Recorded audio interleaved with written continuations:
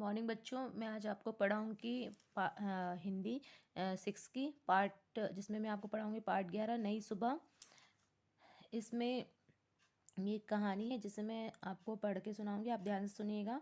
आंगन में शहनाई बज रही थी, सुहागनें मंगल गीत गा रही थी, देवकी चाची फूली नई समा रही थी। कहीं इधर कहीं उधर सजी धजी मेहमानों के स्वागत पे व्यस्त नजर आ रही थी। खुशी के वातावरण में गीता अनमनी सी अपने कमरे में बैठी थी। आज उसकी शादी होने वाली थी। बारात तो सुबह ही आ गई थी। चाचा, ताऊ, पिता, भाई सभी बारातियों की सेवा में व्यस्त थे। बारात वालों की फरमाइश चल रही थी। सब उन्हें पूरा करने में लगे थे। गीता देवकी की इकलौती लड़की थी। महिलाओं द्वारा उनके भाग्य को सराहा जा रहा था। बाई बोली, बड़ा अच्छा लड़का मिला है, इंजीनियर है, कोई मांग नहीं रखी है।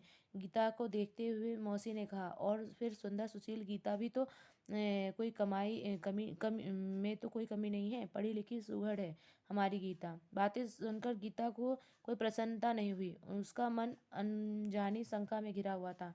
बड़ी कठिनाई से रामनाथ जी ने सब संबंध तय करवाया था। जब लड़का तथा उसके पिता लड़की देखने आए थे तो घर आंगन में मानो बाहर आ गई थी। बातचीत होते होते सब बात दहेज पर आई। लड़के के पिता के ने बड़े अंदाज से कहा, हमें दहेज में कुछ नहीं चाहिए, हम तो दहेज के खिलाफ है।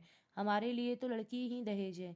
फिर भी यदि आप अपनी लड़की दामाद को कुछ दे तो हमें ऐतराज नहीं। रामनाथ जी विनीत भाव से बोले, जो कुछ है हमारा धन तो गीता ही है। लड़के के पिता ने कहा, बात आप की सच है, पर खाली हाथ मुंह में नहीं जाता। हमारे सम्मान की भी बात है। लड़का तो हीरा है, हीरा। रामनाथ जी ने हाथ झुलाते हुए कहा, मैं आपकी भावनाओं का पूरा मान रखूंगा और संबंध तय हो गया। ये बातें गीता को अच्छी नहीं लगी। शायद पिताजी लड़के के पिता की इच्छा जान नहीं पाए। गीता को उनकी बातों का में छलावा स्पष्ट नजर आ रहा था, परंतु लोक लाज के कारण बड़ों की बात बीच में बोलना उचित नहीं समझा। वह सब उस समय चुप रही। उसने जाने के बाद अपनी माँ को देवकी से कहा, माँ, मुझे इन लोगों की बातों बातों से लग रहा है कि ये दहेज के लालची हैं, दहेज मांगेंगे। पर माँ कब मानने वाली थी। वह बोली, बेटी, थोड़ा बहुत तो सभी करते हैं और हम भी करेंगे, इसमें चिंता की कोई बात नहीं। कैसा सुंदर राजकुमार सा लड़का है, अच्छा भरा पूरा परिवार मिला, घोड़ा गाड़ी सुख से के सभी साधन है। मैं तो धन्य हो गई जो ऐसा रिश्ता मिला। गीता ने व्यवस्था से कहा, माँ, सब साधन नो से सुख नहीं मिलता, लोग अच्छे होने चाहिए। आपने शंभुपुरा वालों का रिश्ता उनकी गरीबी के कारण ठुकराया, पर मुझे लगता है कि वे लोग अच्छे हैं। चुप रह, ऐसी बात मत कर, कोई सुन लेगा तो क्या कहेगा। गीता की उनको झिड़काते हुए माँ ने कहा। सुसंस्कारी गीता चुप्पी साध गई। सांझ हुई। बारात के स्वागत में तैयारी होने लगी। दिन भर बारातियों और दूल्हे के नखरे उठाते उठाते चाचा ताऊ भी झल्लाने लगे। चाचा रामनाथ से बोले, यह भी कोई बात है, वे लोग बात बात में अड़ रहे हैं। दिन के खाने में आइसक्रीम मांग रहे हैं। यह गांव है, यहाँ क्या तुरंत आइसक्रीम मिलती है? तुम्हें तो पता भी नहीं, मैंने सूरज की मोटरसाइकिल के से कस्बे भेजकर मंगवाई। ये तो तंग कर रहे हैं। रामनाथ बोला, भाई बाराती है, थोड़ा बहुत तो तंग करते हैं, बुरा मत मानो। चलो, बारातियों के स्वागत के लिए फूल मालाएं कहाँ हैं? वह बोला, वह तो गीली बोरी में दबाकर रखिए। फिर सभी अपने काम में लग गए। गले गाजे बाजे के साथ बारात बड़े ठाट बाट के साथ आई।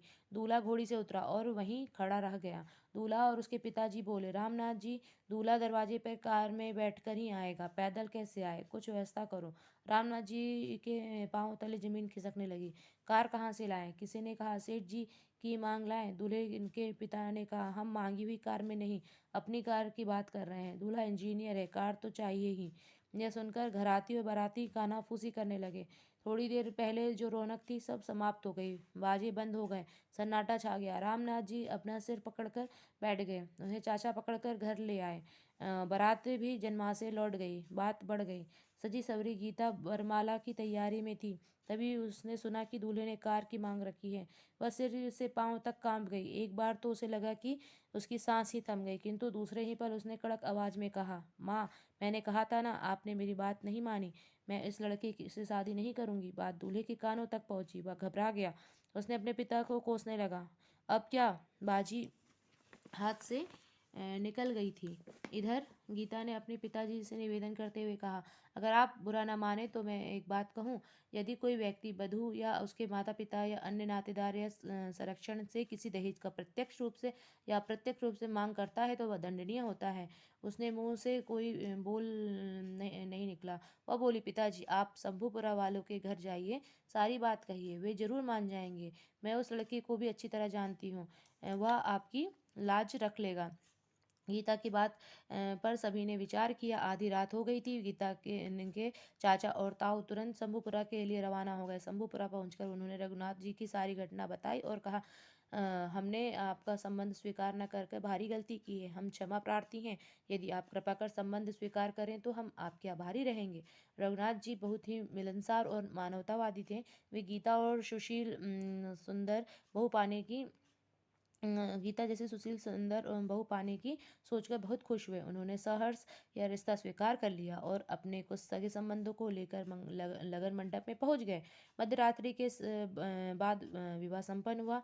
सुबह होते होते गीता की विदाई हो गई। इधर रात भर दूल्हे को उसके पिता बेचैनी से टहलते रहे। उन्हें इंतजार था कि कोई मनाने आएगा। कुछ बाराती भी बुरा भला कहते हुए चले गए, कुछ रुके रहे। जब उन्हें पता लगा कि रात में लड़की की ब्याह कर विदा कर दिया गया, तब उन पर मानो घड़ों पानी भरा पड़ गया। उन्होंने जल्दी जल्दी अपना सामान समेटा और सिर पर पांव रखकर बाहर खड़े हुए। कार के स्थान पर वह अपमान के दहेज लेकर उन्हें ब्याह घर लौटना पड़ा। सब तरफ बदनामी हुई सो अलग। गीता का आंचल आशीषों से भर गया। यह नई सुबह गीता के लिए नई खुशियां लेकर आई थी। तो इस कहानी से आपको ये शिक्षा मिलती है कि हमें ये शिक्षा मिलती है कि हमें दहेज के खिलाफ हमें ना दहेज देना चाहिए ना ही, और अगर कोई मांगता है तो उसके खिलाफ में हमें कंप्लेन करनी चाहिए। ऐसे लोगों से हमें बचकर रहना चाहिए। Thank you.